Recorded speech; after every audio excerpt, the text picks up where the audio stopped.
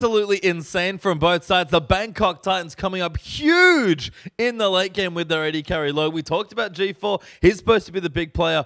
Don't get me wrong, he had a great game, but Lloyd, the AD carry, the true star of that game. Look, there was a lot of questionable decisions from G4 in particular, the way the team worked with strategy base around split pushing, but Lloyd, as you said, he's meant to be the secondary carry of the team. He's stepped up to the plate in this game too, in a game that honestly, they didn't look like winning. It was always so even. The Chiefs, they pulled it back. They just farmed better, honestly. Bangkok Titans, they just stayed up in farm. Yeah, it really did. And you can see the comps. Really wacky stuff from both sides. Very different. Nice to see the teams still keeping things fresh here. And this pick here from Warlock.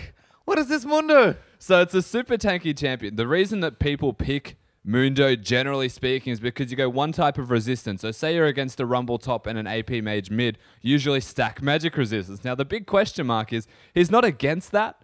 So why would you go for the Mundo? And the answer is that it just works with his team comp. He's got a Sivir, and all they want to do is be in front of this low range carry. So they pick someone that is quite literally, as Spawn said, a meat shield who just stands in the dead front and just absorbs damage. And that's what he did. He did it super well because Tristana, Raider, could never take anybody down, and Lloyd was wrecking everyone in front of him. Yeah, huge front line, lots of protection. I mean, look on the other side there for the Chiefs. Control mage Tristana, you have the front line, you've got the Olaf for a bit of extra damage and anti-carry. You can see what they were trying to do there, but it's not what we've seen, honestly, from the Chiefs. Bangkok Titans taking a very, honestly, Chiefs-esque comp from the last few days. Big front line, big carries, and the Chiefs are trying to run something that's just, again, Swiper not being on a tank. I do like Swiper on carries, but it's just not looked the same at least the first two games. Granted, the Olaf is a carry slash tank in one, so he's doing a lot of damage, but he's also just running at the backline. So the difference between the tanks is the Mundo kind of zone controls an area that is in front of the Sivir, whereas the Olaf just goes at your backline, tries to kill them. So he's not tanking for anything, he's just running through them to try and push away Lloyd on this Sivir. But Lloyd did too much damage. Certainly did. Swiffer was trying to be more of that protection role, I guess, but couldn't get enough. Let's do the replay, though. We do have, back at the start of the game, it was quite a long one. I believe this is first blood, Rusty. Yeah, this is very early in the game. This is a numbers advantage game from Chiefs. This is where they started to get a ball rolling, of course. Not crazy amounts of ahead, but ahead enough. So we'll roll this one out. Swiper goes in, and they actually go straight for Moss here first, because Raider gets a reset from this. Swiper's actually the one exhausted, which does not matter. They get that reset. Now, Sejuani, keep in mind, coming down on the minimap, is about to show up above you, and this is where a perfect ultimate comes in. But somehow, the Chiefs actually turn that one around, and things just look up there from the Chiefs. I don't even honestly know how from this moment, where that Sejuani ultimate connects, the Chiefs managed to just win. Warlock's got his ultimate running. He goes down from a jump auto attack. He was that close to living. 007 flashes back in, actually gets a double kill, and was that close to getting a quadra kill. Honestly deserved the quadra kill from the ultimate that he had. 007, a super patient man, and Raider actually, you have to say he deserved to live this one also. Jumps out of that and then flashes into a wall. Yep, awkward. You know, it happens. It certainly happens does. to the best of us. It does. And I mean, well fought from the Chiefs. You can see the early game damage from Tristana making those early trades, and skirmish is quite good. But G4 was down there. Swiffer couldn't make it. Sona got cut off by the Diana. And a very back and forth moment. But once again, the Bangkok Titans always there when they're collapsing. Exactly. They're always there. The Diana has control of the lane because Diana actually possesses damage, whereas Lulu's usually stuck trying to wave clear and rotate a little bit later. So during the laning phase, G4, particularly from the Bangkok Titans side, having that teleport advantage also, being able to work around the map pretty much anywhere that he would like, just influenced everything. And irrespective, basically, of the fact that Chiefs got themselves a kill lead, started to snowball the game from there, Bangkok Titans, they kept up in farm. The gold was even with a turret advantage for the Chiefs, and that was just exactly what they were looking for because they can scale with items. Yep, certainly are, but game got even more chaotic. We have another replay now, and things are starting to heat up. We've actually fast-forwarded quite a bit in time here, now 30 minutes in, and these team fights were brutal and bloody. Oh, they were completely insane. There is kills left, right, and center. Roll this one through. 007, he is caught out of position, only hitting Raider with that ultimate and getting very low. Raider actually flashes to secure that one. This is just where Raider goes ham. He just destroys everyone, just jumps in again and again. G4 doesn't go on the right targets when he goes back in, and it's really unfortunate for him, but Warlock also taking pressure on the side.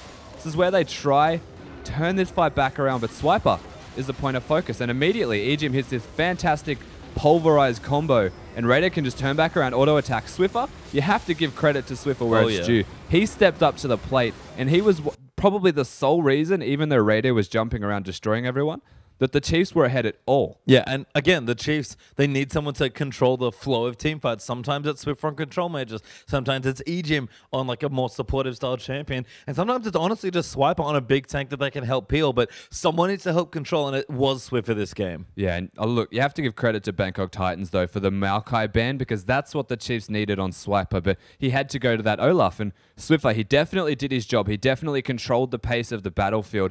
But you do have to question why they're not just putting him onto something that can carry. Maybe putting Swiper on the Lulu. I guess he doesn't play it. Well, we'll have to see. I think he does, but again, it's kind of tricky distribution. Let's get to our next replay, though.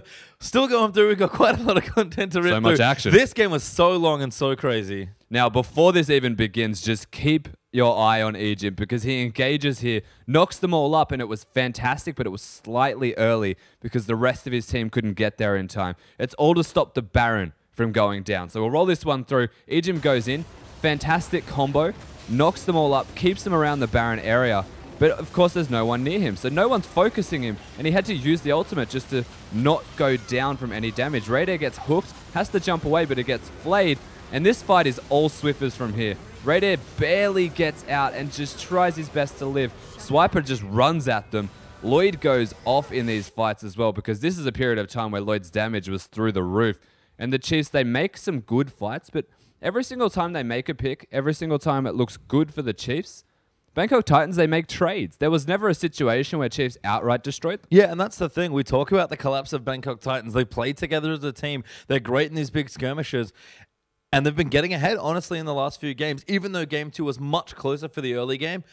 Bangkok Titans are always going to be good when ahead, but they're also pretty good when behind, or especially equal. The Chiefs, they're getting beaten to every rotation, it feels like. Yeah, now the Chiefs are better when ahead, but when they're behind, they seem to struggle. So even being even with the side that has a lot of kills, such as the Bangkok Titans, who just look for kills constantly, they don't look for objectives, they will keep coming at you, and it seems to be this pressure style that actually pushes the Chiefs on the back foot. Yep, it certainly has the last few games. We have another replay now as well. Once again, game was devolving quickly, and this honestly was the Chiefs' moment. They're up a little bit in goal. They've got initiative. They're starting to siege, but they can't quite execute this last little siege. No, and Moss has actually put a lot of pressure down onto Raider already. He has no QSS available from an earlier hook. He's going to get engaged on in this fight, and just keep your eye on essentially his inability to do anything. Swiffer's stuck next to him right now also. They're trying to siege, but it almost feels like they don't need to be sieging this turret, but they've got control of the map. So roll this one out, and this is their last-ditch effort, essentially. They want to siege and get this down. G4 engages, Sejuani ultimate connects from 007, and again, no QSS available for the Tristana, so he is just straight dead. Ejim, Swiper, all that really remains of this front line of the Chiefs, they're soon to follow. G4 teleports to try and catch them out of position, and from there, you can see they start to win. Yeah, and again, Bangkok Titans just winning these fights cleaner, getting the picks where it mattered. This game was very close towards the late game. Both teams scaled surprisingly well, given the sort of quirky nature of their compositions. And again, in that situation, it comes down to execution, and the Chiefs has just not been as crisp as we saw in the group stage. Yeah, definitely not. It hasn't been as crisp, and I think one of the biggest factors that you need to consider is forced itemization on this Tristana. Raider couldn't go for a Bloodthirster, couldn't get that overshield to actually sustain through the burst of the assassin that is Diana, because he had to go for a QSS for the Sejuani, had to go for a Blade of the Ruined King for the Mundo. It was a really bad situation. Yeah, it was. We do have our last replay now as well. Once again, a very long one. Not the last fight of the game, but kind of one of the last Baron fights here, or the last one, I think. Yeah, yet again, another desperation fight. Bangkok Titans, they're in complete control, trying to make things happen. So we'll roll this one out. Lloyd, he is the MVP of this fight. Oh, yeah. The damage that he just puts out is absurd. Moss and 007, they play that frontline tank, and G4, honestly, is completely mispositioned. He goes down very quickly here. And from this particular position, it is on the Chiefs to win this fight. This is their fight.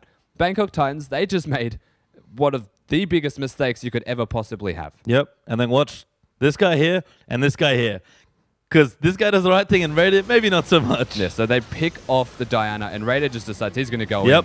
Lloyd, the crit lord himself, destroys Raider at his own game, wrecks him. Ejim gets crit. And because of all of this effort to actually take down the Sivir that otherwise shouldn't have happened, they don't win the fight. Swiper goes down. They almost pick up Moss from the Luden's Echo but not close enough. And that was Raiders' fault. Yeah, I mean, we heard Spawn say it on the desk, just jumping in too aggressively there. And again, the Chiefs, execution, they're setting up the good moments. They know how to play around the map, but when it comes to straight 5v5, almost as expected, Bangkok Titans have had their number. Exactly. Bangkok Titans, when it comes to execution individually in these team fights, they just seem to almost be exclusively superior. Well, we're going to have another check-in with the hype train. The Chiefs currently 0-2 down. Bangkok Titans looking awesome. And it's done. It's off the rails. We can get it back on potentially, but the Chiefs, they're going to have to rally back 3 straight. Look, based off these 2 games, they've lost in team fighting. They've lost in early game. There doesn't feel like there is a direct answer from the Chiefs. They're going to have to pull out something new, bring out all the stops here for this hype train, or it is going to crash. It is. It's off the rails now. Got to be careful, but credit to Bangkok Titans where it's due. They've been playing amazingly. 2 very different games, 2 very convincing wins for the side as well. Yeah, definitely. Feels like they went home last night. They spoke to their coaches, and they're back reinvigorated, and they've almost got the Chiefs' number. Certainly are. They've got championship point now on the line, so let's throw it back to the caster desk for game number 3. Thank you very much, Pastry Time, and my